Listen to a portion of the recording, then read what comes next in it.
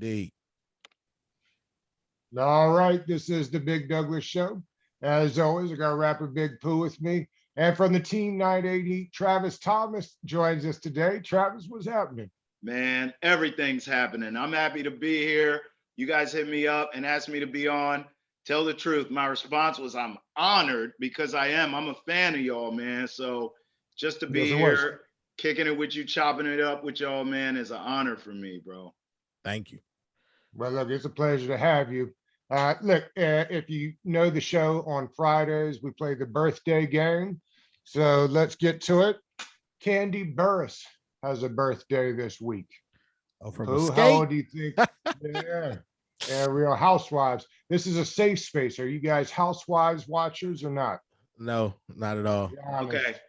Define watchers because my wife is a watcher and a big fan. And I, through proximity, see that the show is on. She may talk to me about storylines. And I'm like, hold on. Okay, so which one is Portia again? Right? So, Travis, when you can rate all the Housewives, Yeah. you're a watcher. I think I qualify as a watcher. I am too. That's okay. Candy Candy Burrs. Burrs. Let's go 47. Okay. She was in Escape. I was in middle school when they were popular. I'm about to turn 40. I think you made her too old. I'll go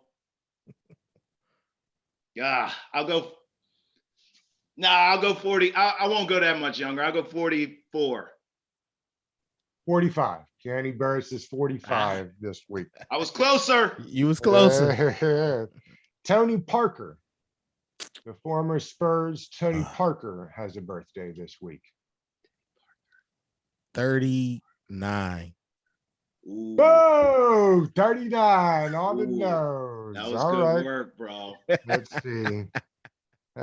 Cher has a birthday this week. How old do you think Cher is? 70. 75. I saw it on the magazine cover. Oh, Yeah, who's got one a week? He's out there. He knows. 75. I saw it in the grocery store. Yep. She looks good, bro. Oh yeah. Oh yeah. Buster Bus has a birthday this week. 50. I think Buster is 49. Ooh. 49. Oh, 49. 49.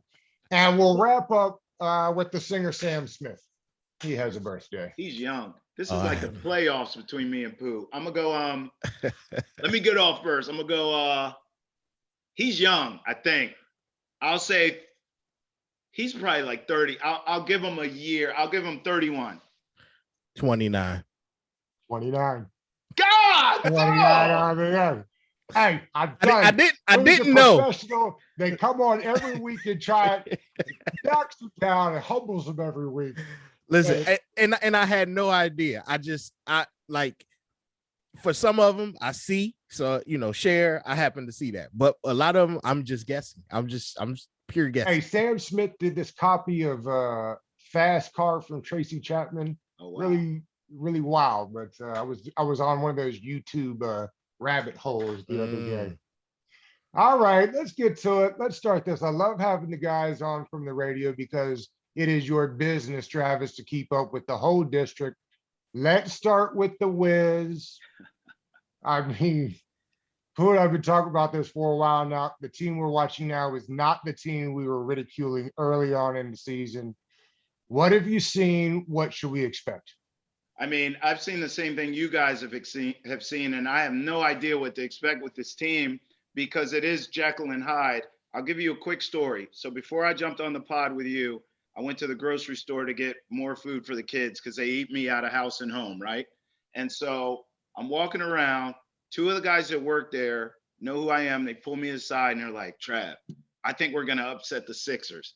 And I'm like, this is great because for me, usually people are talking to me about the Washington football team. So the fact that I get pulled to the side in the grocery store and have a deep conversation predictions, the whole thing about the Wizards is exciting. And it shows you, that our town, we love when our teams are successful and when we're winning. And that just warms my heart, and it's good for business for all of us, right? So I have no idea what to expect, except I cannot wait to watch Westbrook and Simmons. That matchup, Ben Simmons with his defense and Russell Westbrook with his everything going at each other, is going to be phenomenal to watch. And I also am expecting Joel Embiid to continue what he's done all season. I mean, this guy is an absolute monster, and the Wizards have nothing for him.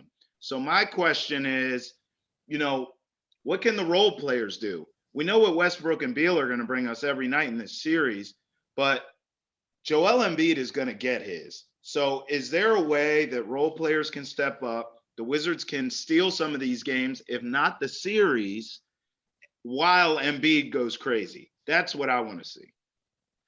Travis, you alluded to it earlier. I don't think people understand the history of basketball in the DC area and the passion the people they truly have for basketball in the area. We just haven't seen phenomenal basketball play from the professional team to, really get a glimpse of that. But can you speak to just the passion that the people in the area really have for basketball? I mean, listen, it's a basketball town. There's no question. And we always joke about, it's something in the water. No, really, I think it is. Because don't even get me started on the history of guys that have come out of this area and gone pro and gone on to have success. And it's not stopping. In fact, it's growing. I told this story on my show the other day. I had Mike Jones on, who just left DeMatha and took the Virginia Tech associate head coaching role. And I told him, I said, DeMatha is so unique. One of my really good friends named Andre is a DeMatha alum. And I have a couple friends that went there that are alum of that school. And when my son was born, newborn, like can't even hold his neck up straight age, all these guys gave me DeMatha gifts to give to him, like little footballs with DeMatha on it, or a shirt that he couldn't even fit yet, right? Of DeMatha football or DeMatha basketball or whatever. And just that one school, out of all the schools in the DMV in the area, I mean, just that one school, to see that passion for their sports shows you what it's like. And so when you say, this area is rich for basketball, that's true. It's a basketball town. But I got to say, I think it extends past basketball too. I just think we are an underrated sports town in this country. I think when people think of DC, they think politics, right? They think of Maryland, they think crabs, they think of Virginia, the Commonwealth. But I'm telling you, this area, I would put us up against the Chicagos, the Detroits, the New Yorks, the Phillies, all the best sports towns in America. You have got to talk about us. And by the way, in recent years, we have won titles to back that up, have we not? And we have a history of winning in this town. So yes, it's basketball, but I think it's everything, bro. I just think we're a passionate fan base. And sports media too. I mean, we've cranked them out all over the country. People that got there starting a business right there in the DMV. Travis, you mentioned the matchup with Westbrook and Simmons, and I agree. I think it's going to be a good one. What worries me is what the Celtics do, right? I mean, they put 6'8" Tatum on Russell Westbrook, and he no longer got in the paint like he did. I mean, he pounded the Pacers right inside, and they had nothing for him. That Simmons matchup may be the key to the whole series. Yeah, listen, on the surface, you're right. Using reasoning, you're right. But I think Russell Westbrook, what happened is he was, dare I say, a little tired of carrying the franchise on his back for a month plus. Brad is in and out of the lineup. Scott Brooks, don't get me started, okay? They win in spite of the coach. And by the way, this guy's averaging a triple-double like it's going out of style, breaks records, gets us back in the playoff hunt, gets us in the playoffs. I mean, at this point, if he has a bad game against the Celtics, I'm not going to blame him. I thought he looked good against the Pacers. He had his legs back. There was a sense of urgency. And one thing I will say about Russell Westbrook, that's kind of like, duh, I should already know it. But now that fans are getting back into the arena, at Capital One Arena, And even on the road, to be fair, he feeds off of the energy of the crowd. I think Russell Westbrook is the ultimate entertainer or showman type. And so I'm just telling you, I looked at what Tatum did because Tatum had 50. What am I going to say about the guy, right? And you're right, the size maybe causes some issues for us. I don't know. But I'm just telling you, as fans are back in this thing and they are now comfortably in the playoffs and they're playing with house money, I would be willing to bet that Westbrook gives Ben Simmons problems. I don't know if Simmons, and we'll see, we have to watch. But I don't know if I'm betting that Simmons' defensive excellence, quite frankly, is going to give Westbrook issues. I think it's the other way around. I think he's going to go at Simmons.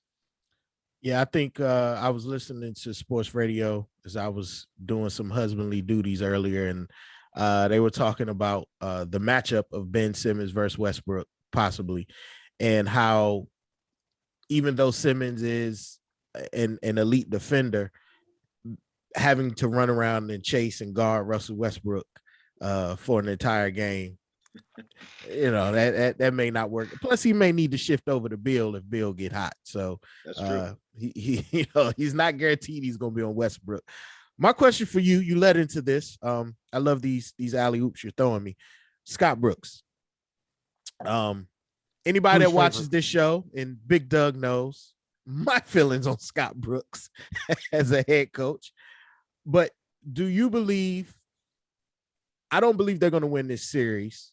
But do you believe that with a great showing, Scott Brooks gets himself another year or two, or at least 2 years to last out Russell's contract? Do you think he buys himself some time as head coach of the Wizards?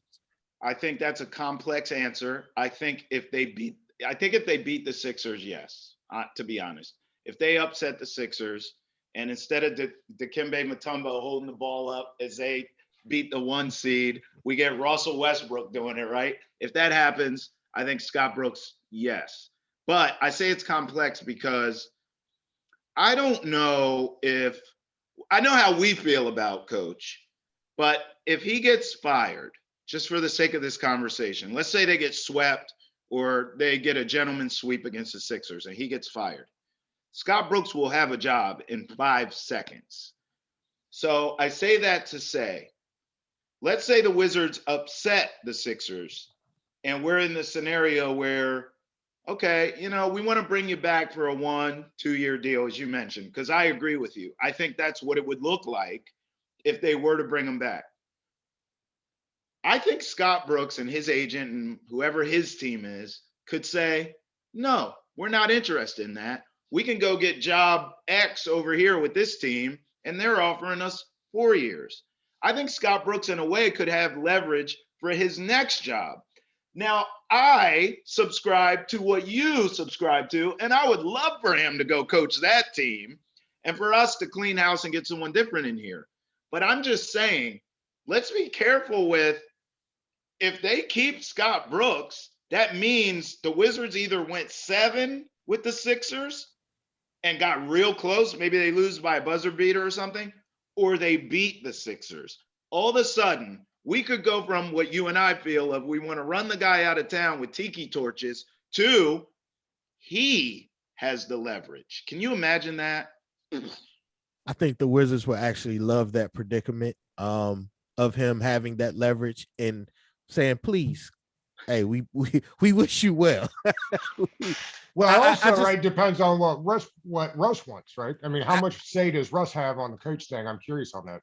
I think it depends on what happens in their front office this summer. Which moves us to Pooh's next favorite topic, which is getting Masai Ujiri. But even without Masai, right? I just look at it as Tommy Shepard. There's a clear, in my opinion, something is missing between front office and coaching staff with the type of personnel Tommy brings in. Yep. And how Scott deploys them or uses them. So there's a clear separation there.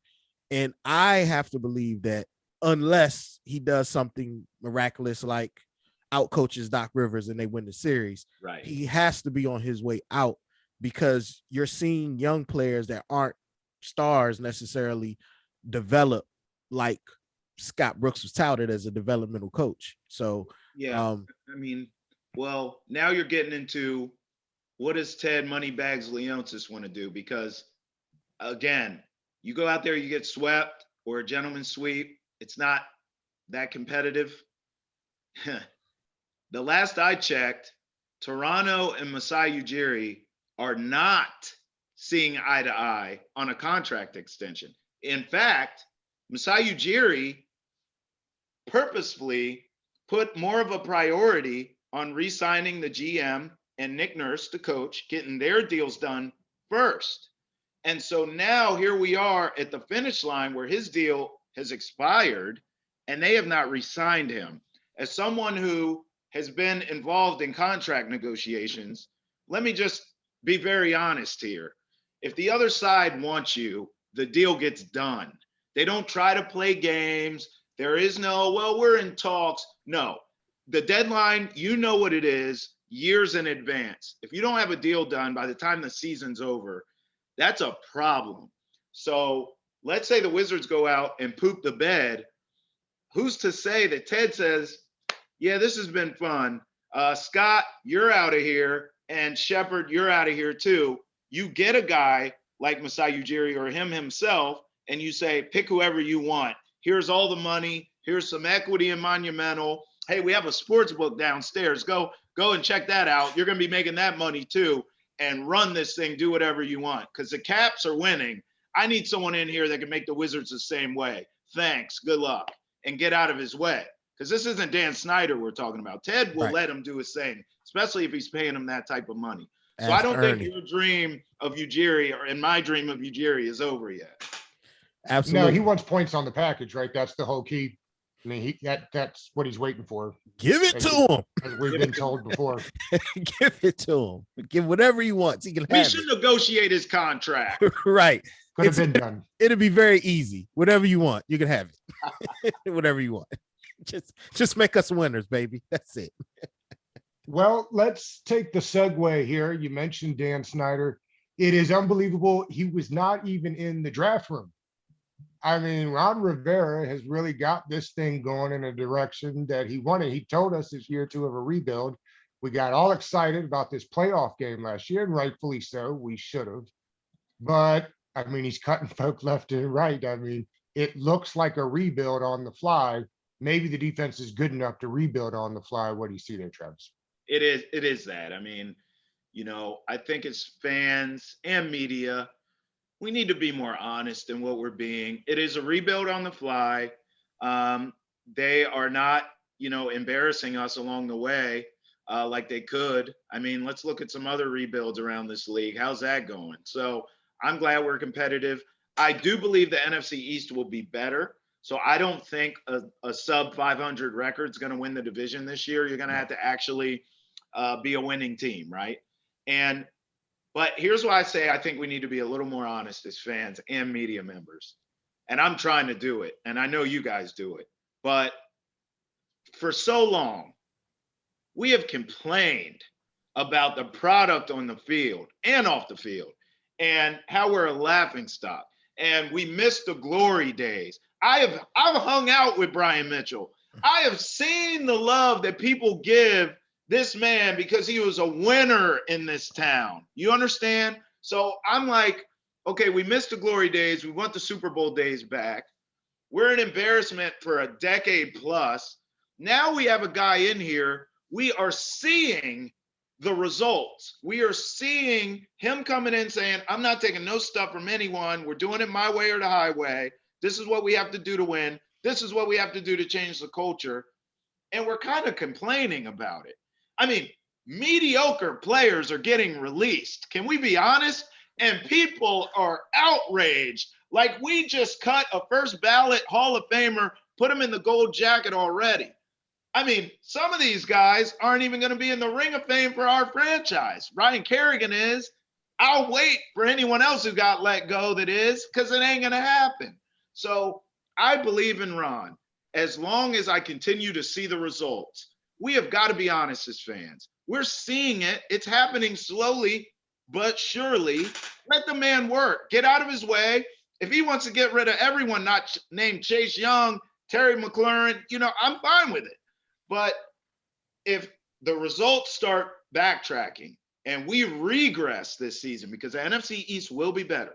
Let's say, we don't see any improvement and we're either the same or we take a step back.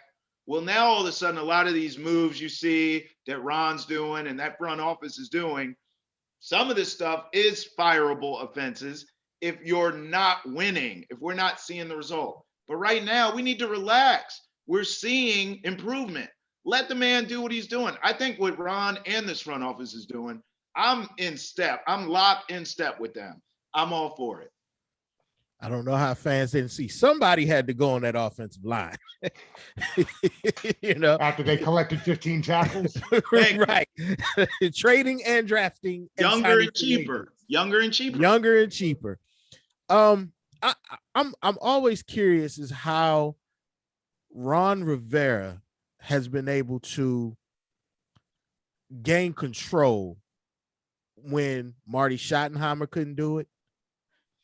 Joe Gibbs had it, but he really didn't. Mike Shanahan didn't have it. Shanahan thought he was going to have it until Allen stole it. Yeah, he thought he was going to have it. So how has Ron Rivera been able to have this power that none of these legendary coaches that I've named have had it? How does he get it? Losing. I think this owner is sick of losing. You guys are following the story that he's out in LA and he's looking at the Rams stadium and all that, getting idea. Listen, man, this dude, what have we done? Rightfully so. Now, I'm going to say rightfully so on this one after I just said the fans need to relax. On this one, I'm going to say we've been in the right for just absolutely butchering this owner over the years. He has earned it. He deserved it. We were being honest. Good for us. But eventually, those arrows stuck. And eventually, he heard it, and it stuck to his ribs, and he felt it. And then you had the name change. And then you had all the lawsuits and all the issues that are still going on that are just kind of being swept under the rug, right? He's still dealing with that. And then he bought out the minority owners. And then you have this, and then you have that. I think over time, cumulative, this guy realized, now, not the same way we said it, where we're like, you're a moron, get out of the way. I don't, the ego to be a billionaire, he's never going to consider himself a moron. And quite frankly, he's not. Because a brother right now, I could go for $400, let alone 400 mil or a B, right? So I'm like, listen, he's not an idiot, but at the same time, maybe, just maybe, he had a moment where he thought, you know what, I need to get the right person in here that I know can do the job and get the hell out of the way. And he's always, to be fair, Dan Snyder's always spent the money. Now we can criticize how they spent it, but he was always willing to spend and get players in here and keep players and whatnot. And listen, I know former players that are tight with him. One of my good friends in Santana Moss tells me all the time how good of a guy Dan Snyder is. And I believe it. But I think with Ron, he finally accepted what he should have with all those names you said. And I think we're seeing it. They really went from the outhouse to the penthouse as far as the front office goes. Seeing that TMZ video with him out there, substitute Allen for Jason Wright, and the whole thing just looks and smells so much better. Travis, we talk to the national guys all the time, and I'm curious what the callers think, because it feels like Scott Turner is not a big fan of the fan base. The national guys think he's got a really good scheme going. Where do you think that lies? Where's the disconnect there? Well, in full disclosure, I always felt like, they say your dad's a genius, but I need to see it. I get the Cowboys, but hell, all three of us could have called plays for that team and won. And, over the years, I will say, even as a failed coach here, head coach, Norv Turner eventually, I think through attrition, I think just over the years and all the jobs he had, and his offenses were okay. And I think over the years, I finally said, all right, I'm going to give that guy his flowers, right? I don't think he's a great head coach, but as a coordinator, I have to respect him. Well, then here comes the sun. And we dealt with the same thing with Mike Shanahan, with Kyle Shanahan. Did we not? We were told, we were shoved down our throat, this guy's a genius. And I was just like, I'm not from Missouri, but show me. I need to see it. And now, to be fair, I think Kyle Shanahan's tremendous. So I feel the same way with our guy now. It's like, I keep being told how great he is, but in town here, the callers want to see it. I want to see it. I think the people that really love this team and follow this team and cover this team like us want to see it. The national guys just know the pedigree and they're like, oh, he's a genius. It's automatic. No, I want to see it. I want to see some creativity. Guys, I want to see Antonio Gibson being used like Christian McCaffrey. Can I get that? I'm still waiting to see that. I think that's coming this year. year. I think it's coming this year. They actually have a quarterback that they know can spread the ball around. So I believe we're going to see a vast different offense this season than we saw last season, because the one thing I do appreciate Scott doing is coaching to your personnel. He called plays according to who he had on the field, and I appreciate that. We've asked everybody that's come on, we talked about the football team, so I have to ask you, what is your record prediction for this season? Now we know that I think the sports books have us at 8. We know this is a rebuild on the fly. We know the division is going to be tougher. We know the football team's schedule is tougher. They have a number 1 schedule, at least on paper. Right. What are your thoughts on how many wins you see them getting this year? Okay. Depending on the day, I go 9-8 or 8-9. Today, I'm going 9-8, but I'll tell you why it keeps changing. I have a theory that, I'll tell you when it happened. It happened schedule release day. I'm not going to say night because I didn't even need to watch the goddamn show because the whole schedule was leaked before the end of my show was over. Before noon, I was telling everyone every game, and I was like, what's the point of watching the schedule release? So that day,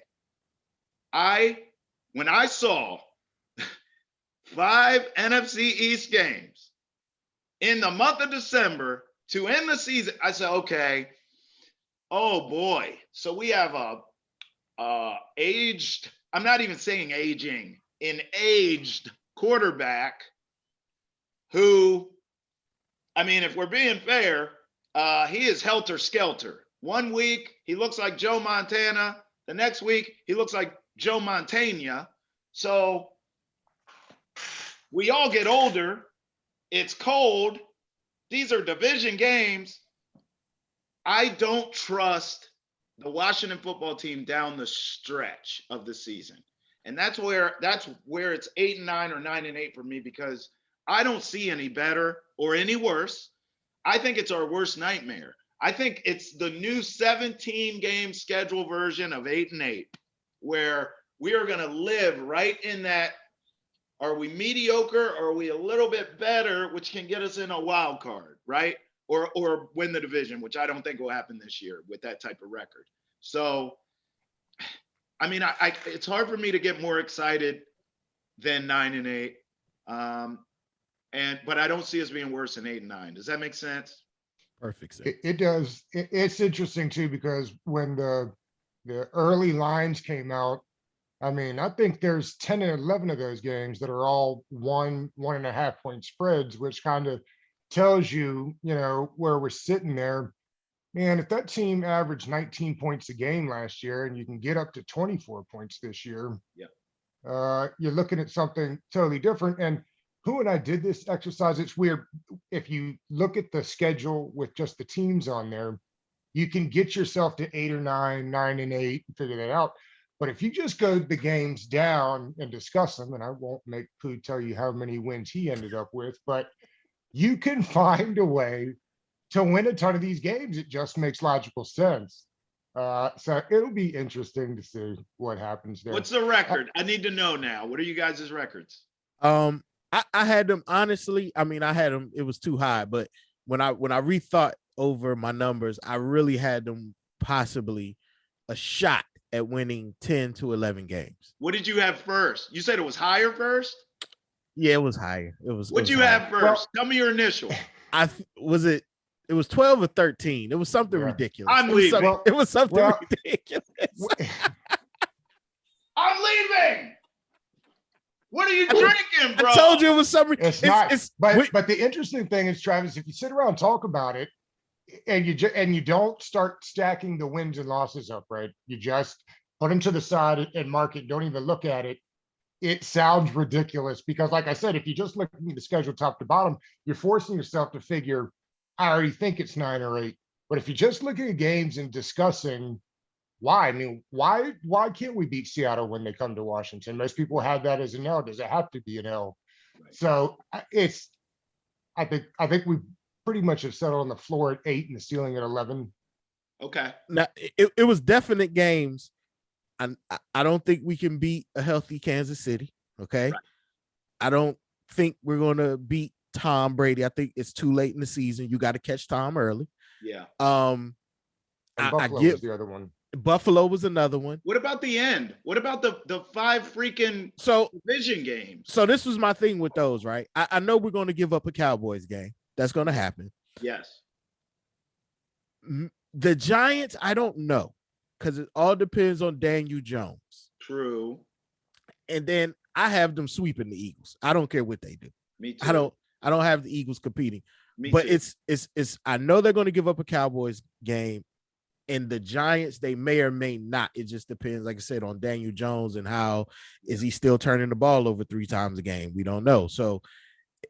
So you have those different things. Then you have a team like a Green Bay. It was like, is Aaron Rodgers going to be quarterbacking? Is he not going to be quarterbacking? Right. So you have those different scenarios where you can, like he said, you could talk yourself into giving more games. Then if you just think about a schedule without looking at games, you say, I think they're going to be about, 9 why not? 8. Why not us? Yeah. No, I get it. I heard our disconnect though.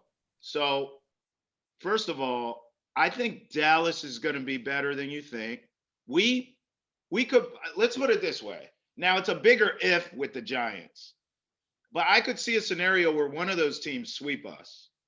And I lean Dallas, but to your point, Daniel Jones isn't the worst quarterback I've ever seen in my life. I think what Daniel Jones needs is a healthy Saquon Barkley, quite frankly. I have a bigger question mark on him being able to stay healthy than I do Daniel Jones. I don't necessarily think Daniel Jones is great, but I don't think he sucks.